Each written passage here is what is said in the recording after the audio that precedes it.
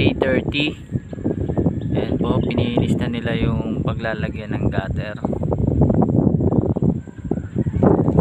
Tapos dito sa loob tuloy pa rin silang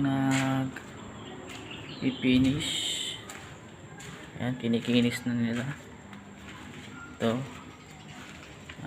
Kinikinis na nilang pader. Naglagay na dito ng switch, habang switch ilaw. Ayan, ito finish na. Ayan,